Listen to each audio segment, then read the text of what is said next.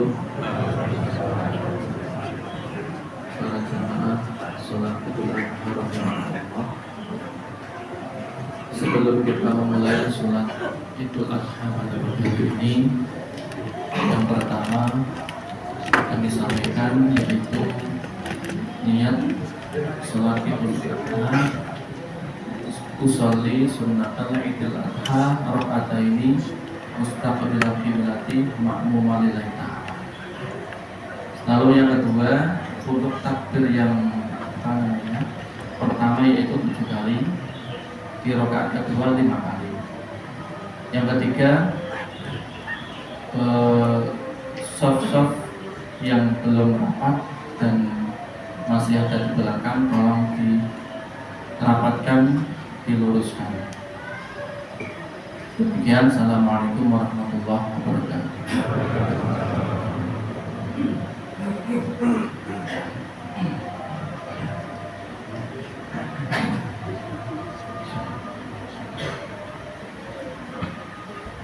Allahu Akbar. Allahu Akbar.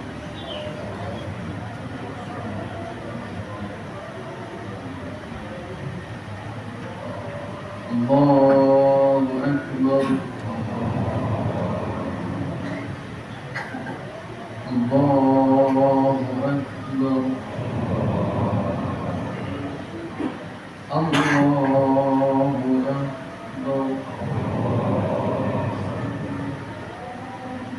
Allahu Akbar. Allahu Akbar. Allahu Akbar. Allahu Akbar.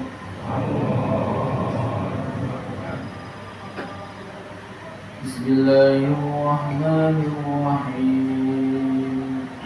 Alhamdulillahi rabbil alamin. Ar-Rahmanir-Rahim. Maliki yawmiddin. Iyyaka na'budu wa iyyaka nasta'in. Ihdinas siratal mustaqim. Siratal ladzina an'amta 'alaihim ghairil maghdubi 'alaihim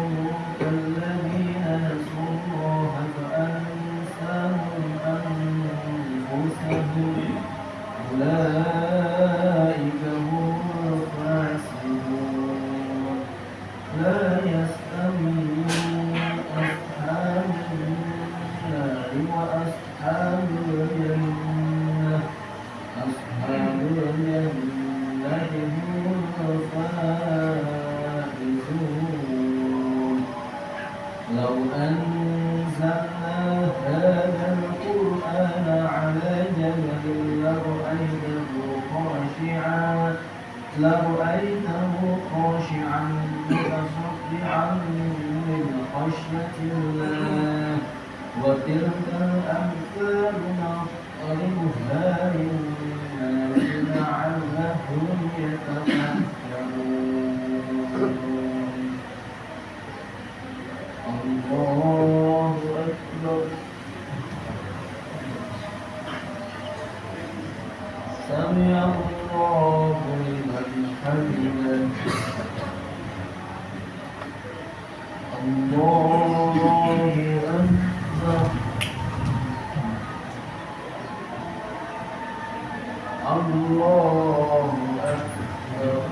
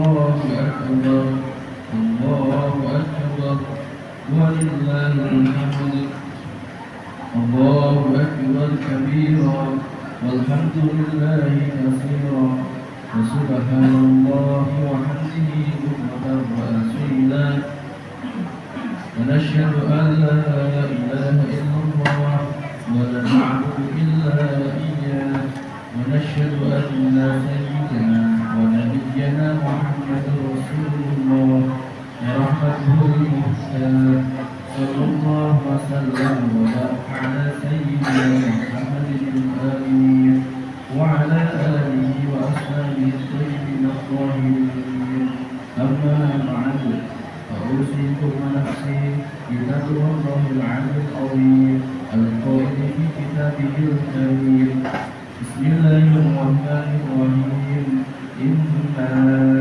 أعطيناك الكوثر فصل لربك وانحر إن شانئك هو الأبتر. Ma'asyiral muslimin, jemaah salat Idul Adha rahimakumullah. Mengawali khutbah Id pada pagi hari yang penuh berkah ini, Khatib berwasiat kepada diri semua, terutama kepada Khatib pribadi untuk senantiasa berusaha meningkatkan keimanan dan ketakwaan kepada Allah Subhanahu wa Ta'ala. Dimanapun, kapanpun kita berada, serta dalam keadaan sesulit apapun dan dalam kondisi bagaimanapun, dengan cara melaksanakan segenap kewajiban dan menjauhi segala larangan-larangannya Allah Subhanahu wa Ta'ala. Allahu Akbar, Allahu Akbar, Allahu Akbar walillahil hamd. Ma'asyiral muslimin rahimakumullah. Di pagi hari raya Kurban ini, Khatib akan menyampaikan khutbah terkait dengan kesolehan Nabi Ibrahim dan juga kesolehan keluarganya. Seorang Nabi yang kisah keteladanan hidupnya selalu diceritakan setiap kali kita merayakan Idul Adha. Hadirin rahimakumullah. Keluarga Nabi Ibrahim adalah keluarga yang soleh. Sang ayah yaitu Nabi Ibrahim dan istri dan kedua putranya, semuanya adalah hamba-hamba Allah yang soleh. Di sini soleh artinya memenuhi hak Allah dan hak sesama hamba. Kesolehan tidak akan dicapai kecuali dengan ilmu dan amal. Tanpa ilmu, seseorang tidak akan mampu beramal dengan benar sesuai tuntunan syariat. Selanjutnya, ilmu tanpa amal tidak akan mendekatkan diri kita kepada Allah Subhanahu wa Ta'ala dan tidak akan mengantarkan seseorang menjadi pribadi yang soleh. Ma'asyiral muslimin, jamaah salat Idul Adha rahimakumullah. Ada banyak sekali sisi kesolehan dari keluarga Nabi Ibrahim yang terdapat dalam Al-Quran yang bisa kita menjadi teladan. Di antaranya yang pertama adalah Nabi Ibrahim sangat kuat memegang teguh akidah dan syariat. Allah Subhanahu wa Ta'ala berfirman, "Ma kana Ibrahim Yahudiyyan wa la Nasraniyyan, walakin kana hanifan musliman wa ma kana minal musyrikin." Yang artinya, Ibrahim bukanlah seorang Yahudi dan bukan seorang Nasrani, melainkan dia adalah orang yang memegang teguh Islam. Dia bukan pula golongan orang-orang yang musyrik. Nabi Ibrahim sebagaimana nabi-nabi yang lain adalah memiliki sifat maksum, artinya selalu dijaga oleh Allah Subhanahu wa Ta'ala dari sifat kufur dan syirik, dari dosa-dosa besar dan dosa-dosa kecil,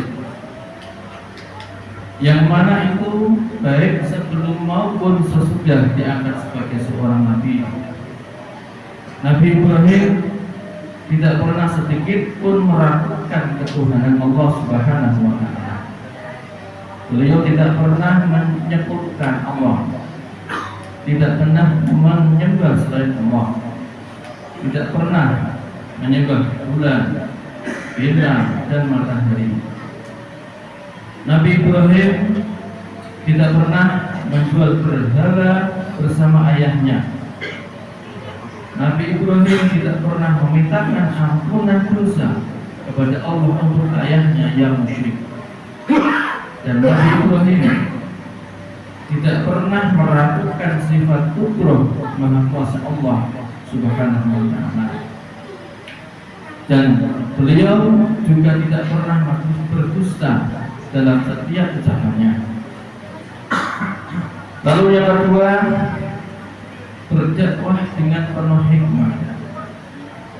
Hal itu tercermin tatkala Nabi Ibrahim mengajak ayahnya untuk masuk ke dalam agama Islam, sebagaimana diceritakan dalam Al-Qur'anul Karim.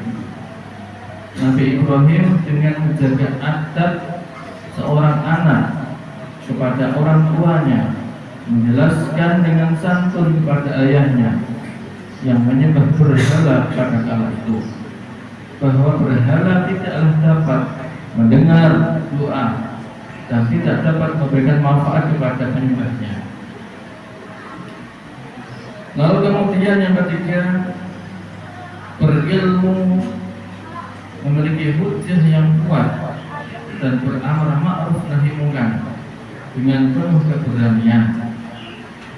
Nabi Ibrahim telah diberikan hujjah yang kuat oleh Allah Subhanahu wa Ta'ala, sehingga selalu dapat mematahkan berbagai dalil yang dilontarkan oleh musuh-musuhnya ketika berdebat.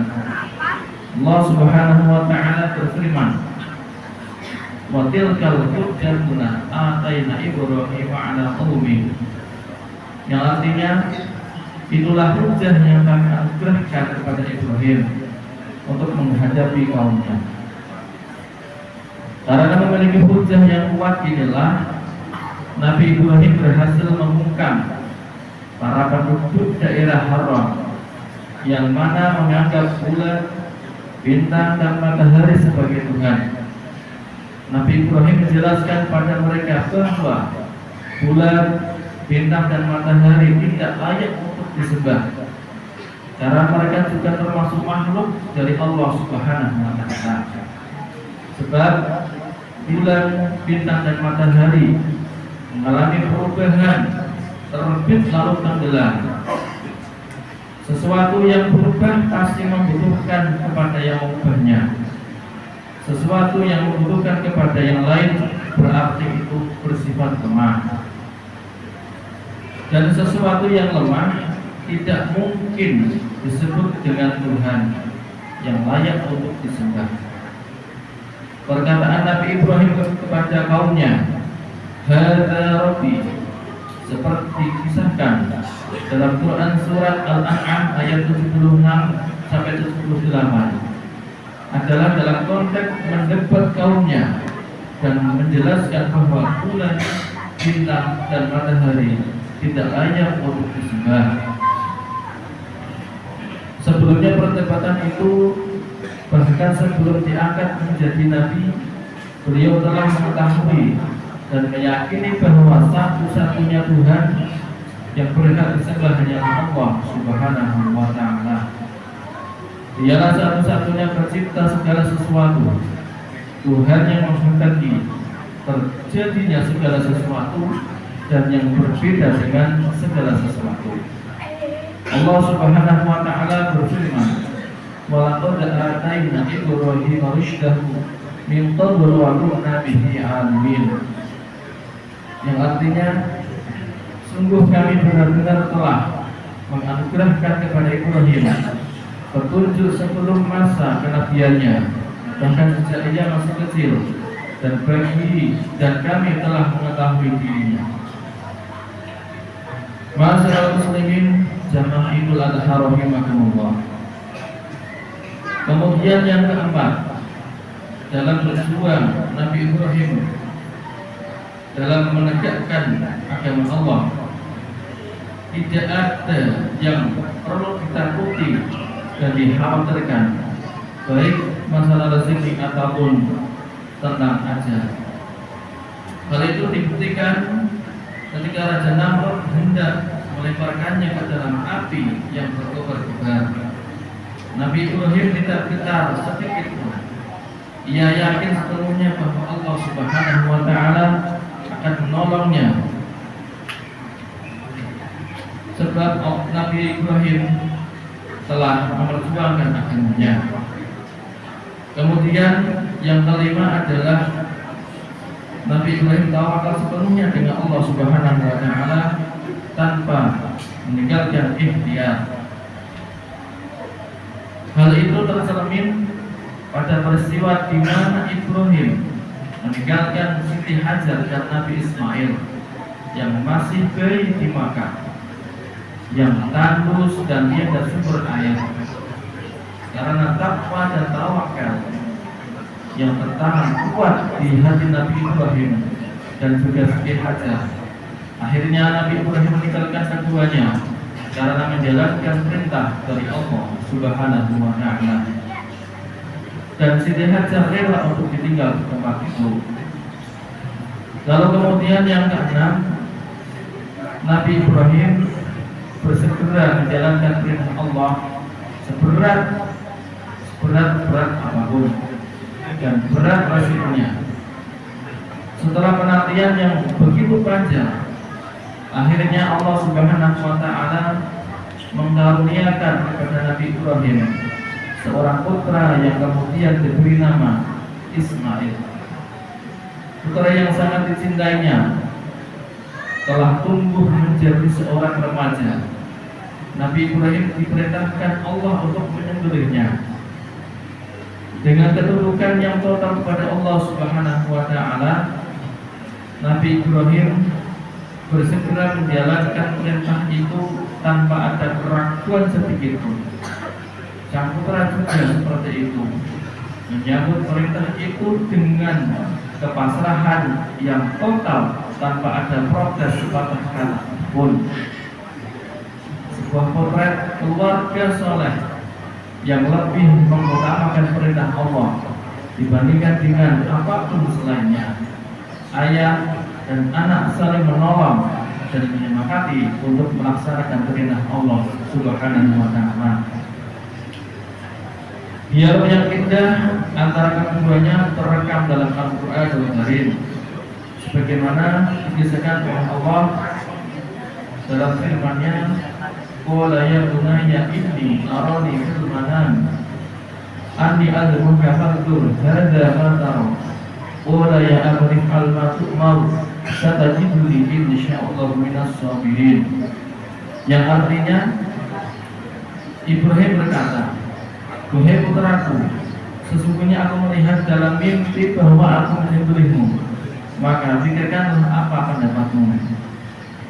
Sebagaimana kita tahu bahwa mimpi para nabi adalah wahyu, sedangkan perkataan Nabi Ibrahim kepada putranya, "Maka pikirkanlah apa pendapatmu," bukanlah permintaan pendapat kepada putranya apakah perintah Allah itu akan dijalankan atau tidak. Juga bukanlah sebuah keraguan bagi Ibrahim, hanya ingin mengetahui kemanakan hati putranya dan menerima perintah Allah Subhanahu wa Ta'ala. Lalu kemudian dengan kemantapan dan keteguhan hati, Nabi Ismail menjawab dengan jawaban yang menunjukkan bahwa kecintaannya kepada Allah jauh melebihi kecintaannya kepada jiwa dan dirinya sendiri. Dalam Al-Quran Al-Karim disebutkan, "Qala ya abati al-ma'tu mar satajiduni insyaallah minas sabirin." Ismail menjawab, ayahandaku, kerjakanlah apa yang diperintahkan kepadamu. Insya Allah engkau akan mendapati termasuk orang-orang yang sabar. Jawaban Ismail yang disertai insya Allah menunjukkan keyakinan sepenuh hati dalam dirinya bahwa segala sesuatu terjadi dengan kehendak Allah Subhanahu wa Ta'ala. Apapun yang dikehendaki Allah pasti terjadi, dan apapun yang tidak dikehendaki Allah pasti tidak akan terjadi. Allahu Akbar, Allahu Akbar, Allahu Akbar, walillahil hamd. Ma'asyiral muslimin rahimakumullah. Demi mendengar jawaban dari sang putra tercinta, Nabi Ibrahim lantas menciumnya dengan penuh kasih sayang sembari menangis terharu dan mengatakan kepada Ismail, "Ni'mal 'aun anta ya bunayya 'ala amrillah." Engkaulah sebaik-baik pelawan bagiku untuk menjalankan perintah Allah, wahai putraku. Nabi Ibrahim kemudian mulai menggerakkan pisau di atas leher Ismail. Tetapi pisau itu sedikit pun tidak dapat melukai leher Ismail. Hal ini dikarenakan pencipta segala sesuatu adalah Allah Subhanahu wa Ta'ala. Pisau hanyalah sebab terpotongnya sesuatu, sedangkan pencipta terpotongnya sesuatu dan pencipta segala sesuatu tiada lain adalah Allah Subhanahu wa Ta'ala. Sebab tidak dapat menciptakan akibat, baik sebab maupun akibat, keduanya adalah ciptaan Allah Subhanahu wa Ta'ala. Hadirin jamaah salat Idul Adha rahimahumullah. Berkat takwa, sabar, dan tawakal serta ketundukan total yang ditunjukkan oleh Nabi Ibrahim dan Nabi Ismail serta istrinya Nabi Ibrahim Siti Hajar, Allah Subhanahu wa Ta'ala kemudian memberikan jalan keluar dan mengganti Ismail dengan seekor surga jantan yang besar dan berwarna putih yang dibawa malaikat Jibril dari surga. Hal itu dikisahkan dalam Quran surat As-Saff ayat 106 sampai 107. Ma'asyiral muslimin rahimakumullah. Akhirnya kita berdoa kepada Allah Subhanahu wa Ta'ala, semoga Allah menganugerahkan kita kekuatan untuk meneladani kesolehan Nabi Ibrahim dan keluarganya. Amin. Amin ya rabbal alamin. Aku qauli hadza wa astaghfirullah li wa lakum wastaghfiru innahu ghafurur rahim. Allahumma shalli wa sallim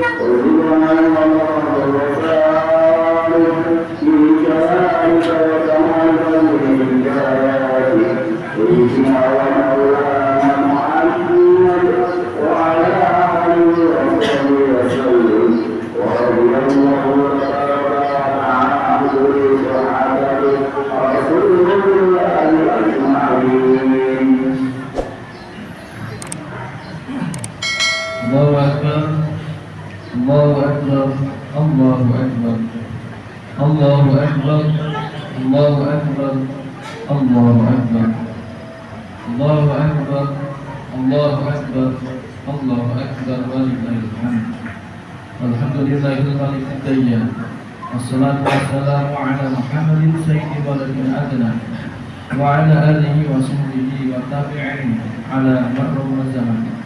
وأشهد أن لا إله إلا الله وحده لا شريك له المنزه عن الجسم والجهاد والزمان والمكان وأشهد أن سيدنا محمدا عبده ورسوله الذي كان خلقه القرآن.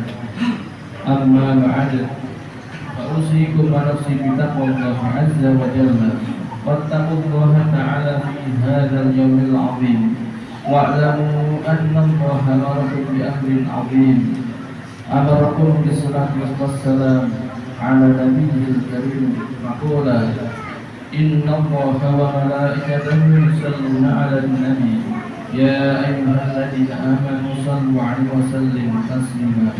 اللهم صل وسلم وبارك على سيدنا ونبينا محمد وعلى آله وصحبه الطيبين ورضي اللهم عن الخلفاء الراشدين أبي بكر وعمر وعثمان وعلي وعن سائر الصحابة الصالحين. اللهم اغفر للمسلمين والمسلمات والمؤمنين والمؤمنات الأحياء منهم والأموات إنك سميع مجيب الدعوات.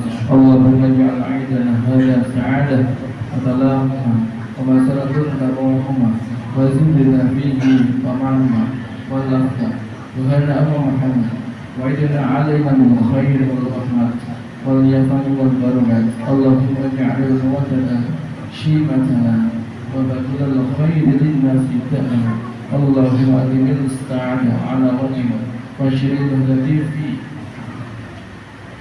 نبينا واحفظنا في أهلنا وأرحمنا وأكرمنا بكرمك في الدنيا والآخرة. ربنا آتنا في الدنيا حسنة وفي الآخرة حسنة وقنا عذاب النار وأدخلنا الجنة مع الأبرار يا عزيز يا غفار يا رب العالمين. عباد الله إن الله يأمر بالعدل والإحسان وإيتاء ذي القربى وينهى عن الفحشاء والمنكر والبغي والتذكرون فاذكروا عنكم يذكركم ولذكر الله أكبر. عيد سعيد وكل عام وأنتم بخير. السلام عليكم ورحمة الله وبركاته. اللهم صل على